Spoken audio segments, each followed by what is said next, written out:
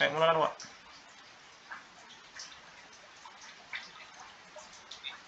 Ulang ya. Iya ya. Di sini kami kelompok 1 ingin melaporkan laporan proyek kami yang beranggotakan saya sendiri Aldi Primanda Barus sebagai moderator. Saya Nurkatika Harahap. Saya Stephen Johannes sebagai pemateri. Saya Dina Fadila. Saya Christian Penel Tambunan.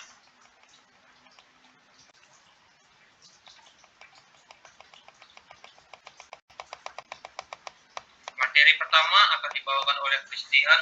Christian, dipersilahkan.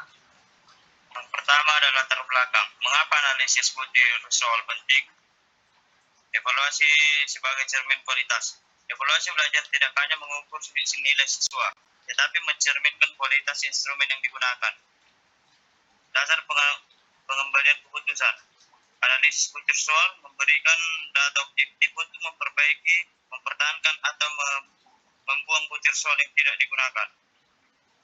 Instrumen belum tentu valid. Soal yang dibuat tanpa analisis berpotensi mengandung kelemahan, terlalu mudah, tidak membedakan atau menyesatkan. Pendekatan ganda, manual dan SPSS. Penggunaan dua metode Excel manual dan SPSS meningkatkan kepercayaan.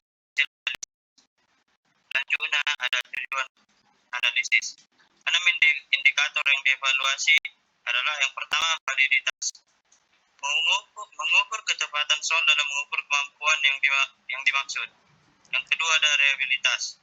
Menilai konsistensi hasil pengukuran menggunakan Cronbot Alpha. Yang ketiga ada tingkat kesukaran. Mengklasifikasikan soal menjadi mudah, sedang dan sukar. Yang keempat ada daya beda. Menilai kemampuan soal membedakan siswa pandai dan yang kurang pandai. Yang kelima ada aktivitas pengocek. Menganalisis apakah pilihan salah atau distraktor berfungsi menarik. Yang terakhir ada perbandingan metode. Membuktikan konsisten hasil antara perhitungan Excel dan SPSS.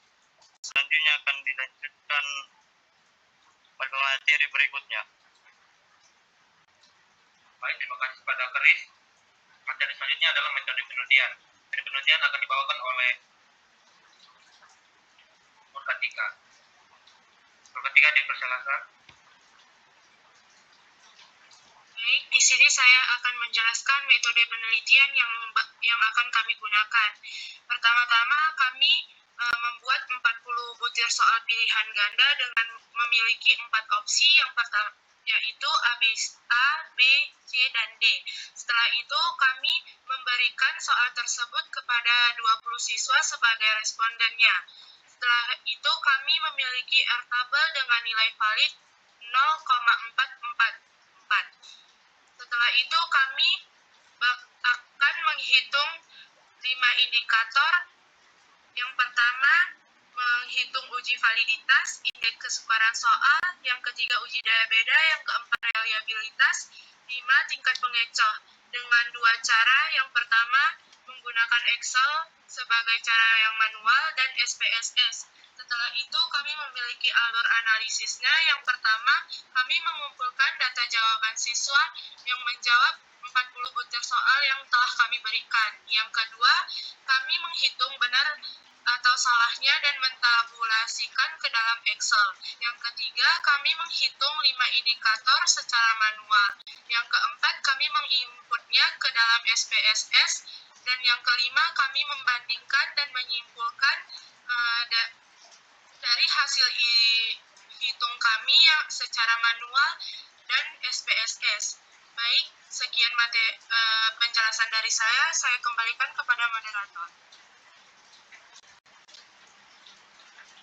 Baik, terima kasih kepada Nurkatika. Materi selanjutnya adalah hasil validasi butir soal. Hasil ini akan dibawakan oleh saudara kita, Stephen Johannes. Stephen Johannes, dipersilakan. Baik. Baik, terima kasih. Selanjutnya saya akan membahas hasil validitas butir soal. Dari 40 soal yang dianalisis, hasilnya menunjukkan bahwa 25 soal dinyatakan valid atau sekitar 62%. 15 soal lagi dinyatakan tidak valid atau sekitar 30%. Lalu pertanyaannya, bagaimana cara menentukan valid atau tidaknya? Kriteria validitasnya adalah nilai batas hitung harus lebih besar dari nilai kritis batas tabel, yaitu 0,44. Nilai 0,44 ini diperoleh dari tabel statistik dengan jumlah responden 20 orang dan tingkat signifikan sekitar 5%. Jadi kesimpulannya, sebagian besar soal sudah valid, namun ada 15 soal yang tidak valid, yang mana ini harus direvisi karena tidak mampu mengukur kemampuan siswa secara akurat. Dan di tampilan tersebut ada bar chart atau chart garis yang menunjukkan perbandingan antara jumlah soal valid dan tidak valid. Berikutnya yaitu materi tentang reliabilitas. Uji reliabilitas ini berfungsi untuk menunjukkan konsistensi instrumen tes. Artinya, jika tes ini diulang pada kondisi yang sama, hasilnya akan relatif sama. Dari hasil perhitungan, nilai Cronbach alpha yang kita peroleh adalah 0,87 dari perhitungan manual menggunakan Excel, dan 0,874 dari perhitungan SPSS. Kedua nilai ini hampir identik sebenarnya, artinya hasil perhitungan kita konsisten. Lalu bagaimana menginterpretasinya? Kita lihat skala kategori. Yang pertama ada kategori rendah yang pertama kategori sangat rendah atau di bawah 0,2. Yang kedua ada kategori rendah dari 0,2 sampai 0,39. Yang ketiga ada sedang 0,4 sampai 0,59. Yang keempat ada tinggi 0,6 sampai 0,79. Yang kelima ada sangat tinggi dari 0,8 sampai 1. Berikutnya tingkat kesukaran butir soal. Tingkat kesukaran ini menunjukkan apakah suatu soal tergolong mudah, sedang, atau sulit bagi siswa. Dari 40 soal yang kita analisis, distribusinya adalah sebagai berikut. Yang pertama, 22 soal atau 55% termasuk dalam kategori mudah. 12 soal atau 30% termasuk dalam kategori sedang. Yang ketiga ada 6 soal atau 15% yang kategorinya ini sukar. Lalu kriteria pengelompokannya seperti berikut. Jika P lebih besar dari 0,7, maka soal sama dengan mudah. Tapi jika P antara 0,3 sampai 0,7, maka soalnya sedang. Jika P kurang dari atau sama dengan 0,3, maka soalnya sukar. Dari hasil ini kita lihat bahwa soal terlalu didominasi oleh kategori mudah, yaitu 55%. Kesimpulannya, perlu ada penambahan soal dengan tingkat kesukaran sedang agar distribusinya lebih proporsional dan soal bisa lebih efektif mengukur kemampuan siswa. Baik, berikutnya ada daya beda butir soal atau uji daya beda butir soal. Jadi daya beda ini menunjukkan kemampuan soal dalam membedakan siswa yang pandai dengan siswa yang kurang pandai. Soal yang baik akan dijawab benar oleh siswa pandai dan soal yang salah akan dijawab oleh siswa yang kurang pandai. Dari 40 soal yang kita analisis, hasilnya adalah sebagai berikut. 5 soal atau 12% memiliki daya beda dalam kategori baik. 22 soal atau 55% memiliki daya beda dalam kategori cukup. 13 soal atau 32% memiliki daya beda dalam kategori kurang. Kriteria pengelompokannya adalah daya beda lebih dari 0,4 atau baik. Daya beda antara 0,2 sampai 0,4 itu cukup. Daya beda kurang dari atau sama dengan 0,2 itu kurang. Yang perlu menjadi perhatian adalah 13 soal atau 32% itu termasuk dalam kategori kurang. Artinya, soal-soal ini kurang mampu membedakan siswa yang pandai dengan yang kurang pandai. Kesimpulannya, soal-soal yang beda daya kurangnya perlu diperbaiki atau direvisi agar kualitas instrumen tes kita semakin baik. Berikutnya,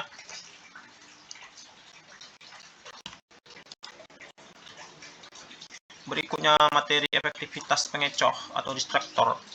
Pengecoh adalah pilihan jawaban salah dalam soal pilihan ganda. Pengecoh yang baik harus logis dan masuk akal, sehingga bisa menjebak siswa yang belum paham materi. Dalam analisis ini, total pilihan jawaban yang salah akan dianalisis adalah 120. karena 40 soal dikali 3 pengecoh, totalnya 120 ya. Jadi hasilnya adalah sebagai berikut. 75 pengecoh atau 62% dinyatakan berfungsi dengan baik, artinya dipilih oleh minimal 5% siswa. 12 pengecoh atau 10% dinyatakan perlu revisi, artinya dipilih kurang dari 5% siswa. Dan 33 pengecoh atau 27% dinyatakan tidak berfungsi sama sekali, artinya tidak ada siswa yang memilihnya. Kriteria penilaiannya adalah yang pertama, berfungsi baik, dipilih minimal 5% siswa. Yang kedua adalah kurang baik, dipilih kurang dari 5%. Yang ketiga tidak berfungsi, ini tidak dipilih sama sekali. Yang menjadi catatan adalah 33 pengecoh atau hampir 28% tidak berfungsi sama sekali. Ini berarti pilihan jawaban tersebut terlalu mudah dikenali sebagai jawaban salah. Kesimpulannya adalah, sebagian besar pengecoh sudah berfungsi dengan baik, namun 33 pengecoh yang tidak berfungsi perlu diganti agar soal menjadi lebih berkualitas. Oke, mungkin itu saja materi saya ya. Saya kembalikan kepada moderator. Terima kasih. Terima kasih kepada Johannes. Materi selanjutnya adalah hasil perbandingan yang akan dibawakan oleh Dina. Pada saudari Dina, dipersilahkan. Baik, pada slide ini saya akan menjelaskan perbandingan hasil analisis menggunakan Excel, manual, dan SPSS. Untuk validitas, baik Excel maupun SPSS menunjukkan hasil yang sama, yaitu 25 soal valid atau 62,5% dan 15 soal tidak valid atau 37,5%, sehingga hasilnya itu identik. Pada reliabilitas, nilai convex alpha dari Excel adalah 0,870, sedangkan dari SPSS nilainya 0,874. Meskipun ada sedikit perbedaan, keduanya ini termasuk dalam kategori sangat tinggi, sehingga dapat dikatakan hampir sama. Selanjutnya untuk tingkat kesukaran butir soal. Distribusinya juga sama, yaitu 55% soal mudah, 30% sedang, dan 15% suka. Selanjutnya pada daya beda, beroleh hasil yang sama, yaitu 12,5% soal baik, 55% cukup, dan 32,5% kurang. Sehingga dapat disimpulkan bahwa tidak terdapat perbedaan yang signifikan antara hasil analisis yang menggunakan metode Excel dan SPSS, karena semua indikator menunjukkan hasil yang sama ataupun hampir sama. Selanjutnya, materi selanjutnya akan dijelaskan oleh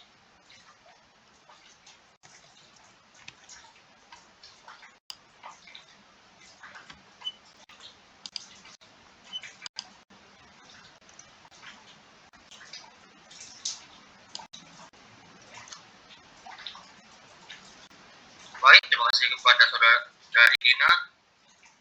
Kesimpulan dari hasil keseluruhan laporan proyek kami merupakan ringkasan 5 indikator analisis butir soal. Reliabilitas sangat tinggi, probabilitas alpha hingga 0,87%, instrumen sangat konsisten. Validasi perlu ditingkatkan, di mana 37,5% atau 15 butir soal tidak valid dan perlu direvisi atau diganti. Di poin ketiga, soal terlalu mudah, yakni di mana 55% soal yang berkategori mudah diberikan distribusi kesukaran tidak ideal. Pada poin keempat, daya beda rendah pada soal 13, di mana 32,5% soal kurang mampu untuk membedakan siswa pandai dan kurang pandai. Di poin kelima, 27,5% pengecoh tidak berfungsi. 33 soal jawaban tidak menarik dan menarik siswa dan sama-sama perlu diganti. Dan pada poin ke-6 ataupun SPSS tidak ada perbedaan signifikan antara dua metode analisis. Saran rekomendasi, langkah pertama instrumen soal. Pada poin pertama, revisi 15 soal tidak valid. Analisis ulang konstruksi soal sesuaikan dengan indikator kompetensi yang diukur. Poin kedua, tambah soal berkategori sedang. Kurangi soal mudah yang 55%, idealnya distribusi mudah 25%, sedangkan 50% sedang dan 25% sukar. Pada poin ketiga, perbaikan daya beda rendah. Revisi redaksi soal dengan 0 atau kurang atau lebih dari 0,220. Pastikan pembeda kemampuan signifikan siswa. Pada poin keempat, ganti 33 pengecoh tidak berfungsi, buat pilihan jawabannya yang lebih menarik dan plausibel agar siswa lemah terjebak. Pada poin kelima, bank soal berbasis analisis. Simpan soal valid dalam bentuk bank soal, lakukan analisis ulang setiap tahun ajaran baru. Dan pada poin ke-6, penggunaan SPSS secara rutin. Manfaatkan software analisis untuk efisiensi, hasil terputih dan konsisten dengan manual.